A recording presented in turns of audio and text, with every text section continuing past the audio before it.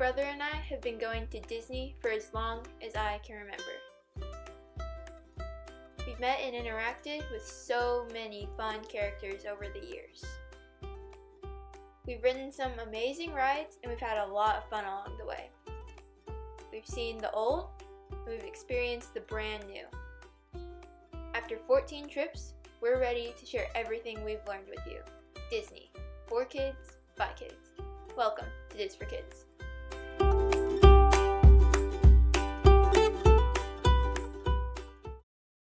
Hey everyone, welcome back to DisforKids, where we talk about Disney as only a kid can tell it. I'm Sophie. And I'm Ben, and today we're going to be talking about some rides that aren't as scary as you think they are. And some of your favorite park food that you can make at home. For more on rides, let's go to Ben. When you hear of a ride called the Haunted Mansion, you probably think of a dark and scary ride. But the ride at Disney World and Disneyland is actually a fun and goofy ride. It uses animatronics to tell the story, and it's slow moving.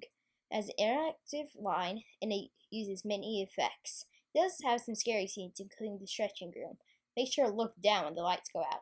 Scary faces will also pop up behind tombstones. There is some dark humor, but overall, it's a really cool ride. Splash Mountain is a water-filled ride, and is packed with music. Some people are afraid to ride, though, because they're afraid they're going to get too wet. But just throw on a poncho and you should be fine. If you're afraid, here's what to expect. It is scary in places, including when you're going up the main hill. Fun fact, it uses recycled animatronics from the old American Sing show. The story is based off the Song of the South movie, and it follows the characters of Brer Bear, Brer Fox, and Brer Rabbit. We've been talking about rides for a while, and I'm getting hungry, so let's start talking about some food. Disney parks are unfortunately closed right now, which kind of stinks. Me and Ben really like the food a lot at the parks, so we thought it would be fun to do a segment on some of our favorite foods that you can make at home. Here are some of the recipes I found online, which will be in the comments, that I thought would be cool to talk about. First of all, we have the churro bites. Now, Disney posted this recipe about a week ago on their Disney Parks blog, and it is the same recipe as the ones they use in the parks, the folding churros, except it's just in bite form. It only uses 8 ingredients, and it's stuff that you would normally have at home, like eggs, flour, and butter. You will pan fry these if you do choose to make them, so be sure to get an adult's help on that. Another recipe that we think is fun that you can make at home is the Foos Brew. You can find this at Gaston's Tavern in Magic Kingdom, or if you live on the West Coast, you know it as Red's Apple Freeze at the Cozy Cone Motel in California Adventure. This does call for some unusual ingredients, but if you do choose to go and get them, it will be worth it. It's delicious.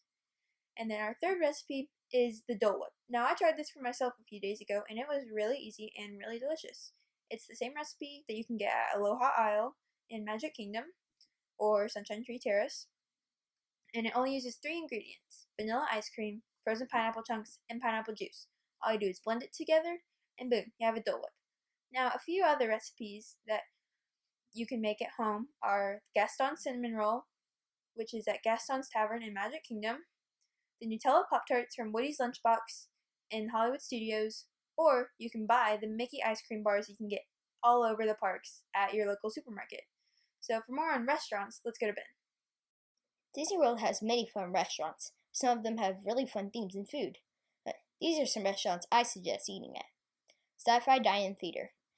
If you have a reservation for this restaurant, you'll be seated in a car with trays to put your food on. But if you don't, you'll be seated in the back of the restaurant at little tables. This restaurant's located at Hollywood Studios, and the food's really good here. We suggest getting the burger with blue cheese, and for dessert, we suggest getting the lemon cheesecake. But the lemon cheesecakes are really small, so make sure you get your own. A giant movie screen is in front of you, and you'll watch films including Catwoman from the Moon and 100-Foot Tall Man. Next restaurant is 1900 Park Fair. This restaurant's located at the Grand Floridian. It's a character meal, so expect to find Lady Tremaine, Cinderella, the Stepsisters, and Prince Charming. The food, it's a buffet, so there's many options. So I suggest getting the shrimp here because it's really good, and there's also many fun desserts. The next restaurant is 50's Prime Time. It's located at Echo Lake at Hollywood Studios. It's themed to feel like your grandma's kitchen in the 50s, and the theming's really fun here. We suggest getting the fried chicken, and for dessert, I suggest getting the peanut butter cake, but Sophie really likes the strawberry milkshake here. Remember to keep your elbows off the table. The next restaurant is Artist Point. It's located at the Wilderness Lodge, and it's also a character meal, so expect to find Snow White, the Evil Queen, and 2 of the dwarfs. The dwarfs rotate out, so you never really know who you're gonna get. The food here is really good. It's like a family-style meal, so they'll bring out all your appetizers, then you'll order your entree. We suggest getting the prime rib with a popover. Then they'll bring out more really fun themed desserts. So since we've been talking about all this food, and I know you all probably have a lot of questions about Disney, let's talk about some Disney news. There's a lot going on in the world of Disney right now, and it's hard to know what to listen to. Because of this, Ben and I thought it might be helpful to create a news section to update you on what's new and what's changed. First of all, the big thing is closure. Disney World and Disneyland are both closed indefinitely. So all we know is that you can make a trip after June 1st as of now. That is possible to change.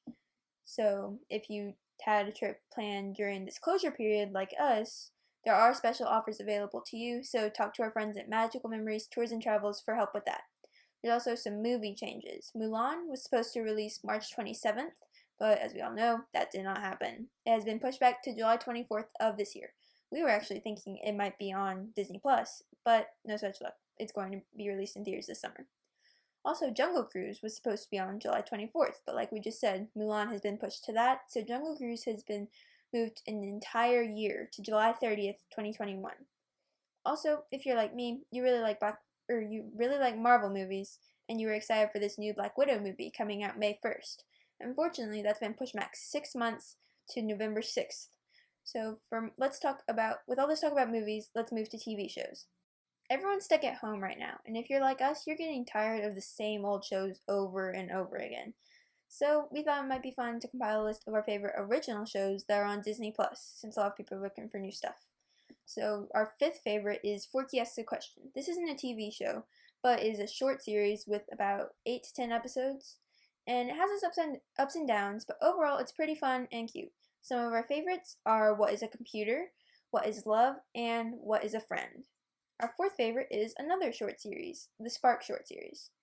This is really interesting because it's designed by new Pixar animators who haven't really worked on anything big yet, and this gives them a chance to show what they're capable of, which I think is cool. There's no connecting storyline or characters between these, but it is a fun series. So some of our favorites of those are Pearl and Kipple. Our 3rd favorite is Be Our Chef.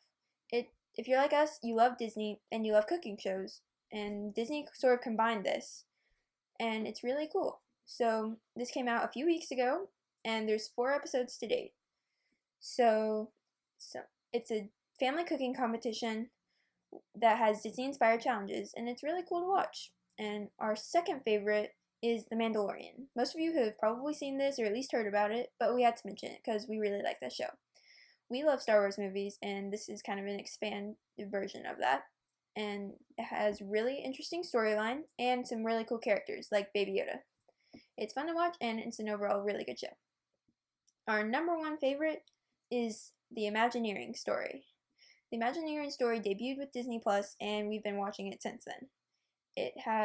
It's a really different and new concept because it takes you through Disney history with special focus on the Imagineers, the people who make the magic happen at Disney. There's some really cool behind-the-scenes footage and interviews with Imagineers, which is really interesting. This is my favorite show on Disney Plus, and it's Ben's favorite show ever. We hope you've enjoyed our segments today. If you want more DisforKids, check out our blog at disforkids.com and our Facebook page at facebook.com/DisforKids. Thanks for watching, and we'll see you real soon.